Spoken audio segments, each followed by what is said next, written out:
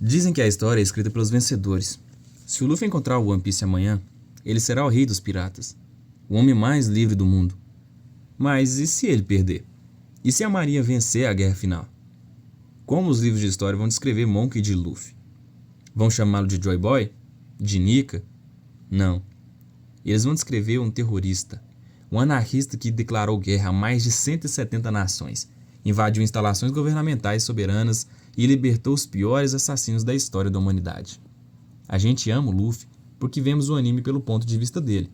Mas hoje, eu quero te convidar a tirar o chapéu de palha e colocar o boné da Marinha. Vamos analisar friamente. Será que o protagonismo do Luffy não está, na verdade, condenando o mundo ao caos absoluto? Será que, sem querer, estamos torcendo para o maior vilão dessa era? Hoje, vamos provar que o Luffy é um problema global. Para entender por que Luffy pode ser visto como um vilão, precisamos voltar para o momento mais moralmente questionável de toda a obra: Impel Down.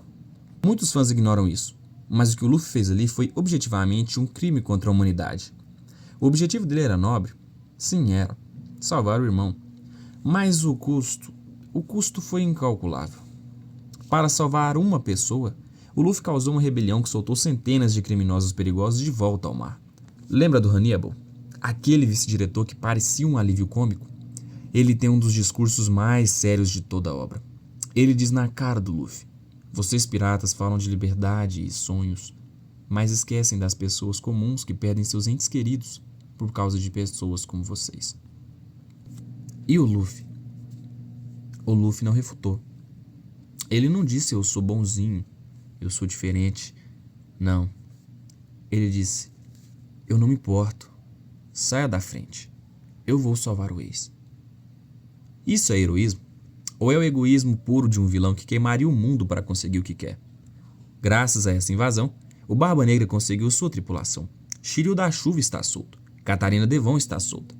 Se você é um cidadão comum no West Blue e sua vila foi atacada por um fugitivo do nível 6, a culpa indiretamente é do Chapéu de Palha. Mas você deve estar pensando: mas ele derrubou tiranos como Crocodile e Doflamingo.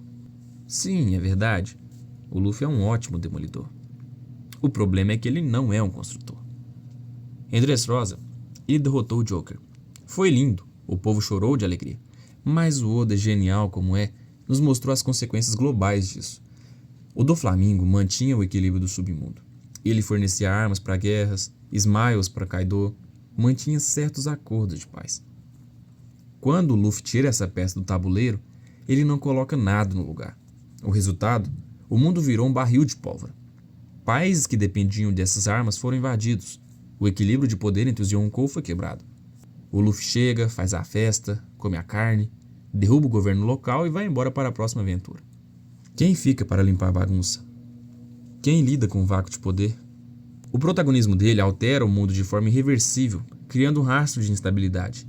Para a Marinha, que preza pela justiça absoluta e pela ordem, o Luffy é o caos encarnado. Ele é imprevisível. E na política global, imprevisibilidade é pior que maldade. Isso nos leva ao Wano. Aqui o contraste fica ainda mais óbvio. O Wano sob o comando de Orochi e Kaido era um inferno? Era sim. Mas era um inferno organizado. Tinha hierarquia, tinha produção industrial, mesmo que só de armas. Tinha um sistema. E aqui entra a psicologia do nosso querido Kaido. A gente costuma ver o Kaido como um bruto bêbado. Mas a gestão dele em um ano revela uma mente muito específica.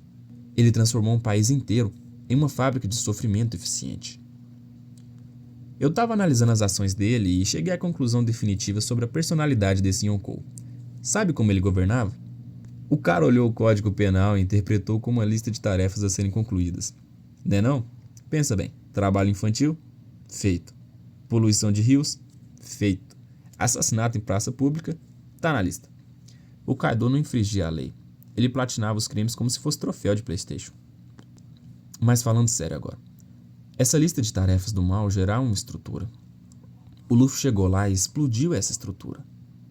O despertar do Gear 5 é a representação máxima disso. O guerreiro da libertação. A liberdade total é a inimiga natural do controle total. Para o governo mundial, o que o Luffy fez em um ano não foi libertar um país. Foi ressuscitar uma ideologia que pode derrubar os Tenryubito. Agora que sabemos que Luffy é Nika, a discussão muda de nível. Não estamos mais falando de um pirata que quer achar um tesouro. Estamos falando de uma entidade que altera a realidade. O poder do Luffy é fazer o que ele imagina. Isso é aterrorizante. O governo mundial passou 800 anos construindo uma paz, entre muitas aspas, baseado em controle de informação, repressão e equilíbrio de poderes. O Luffy é a antítese disso. Onde ele passa, as pessoas começam a questionar, a rir, a se rebelar. Se você acredita que a ordem, mesmo que injusta, é necessária para evitar uma anarquia total, então Luffy é o vilão supremo. Ele é a tempestade que vai varrer a Headline. Será que o mundo está pronto para a liberdade que o Luffy oferece? Ou será que, ao destruir o governo mundial, ele vai mergulhar o mundo numa era de pirataria ainda mais sangrenta, onde não existe lei nenhuma? No fim das contas, a pergunta "o Luffy é um vilão?" depende de quem você é no mundo de One Piece. Se você é um escravo em Marejóis, ele é um deus.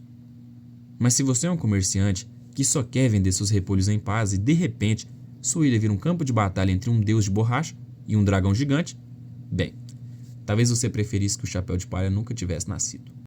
O protagonismo do Luffy não pede licença. Ele não bate na porta, ele chuta a porta, come sua comida e derruba seu governo. Se isso é salvação ou condenação, só o final da obra vai dizer. Mas e você? Se o mundo de One Piece fosse real, você confiaria sua vida ao caos do Luffy ou à ordem absoluta da marinha?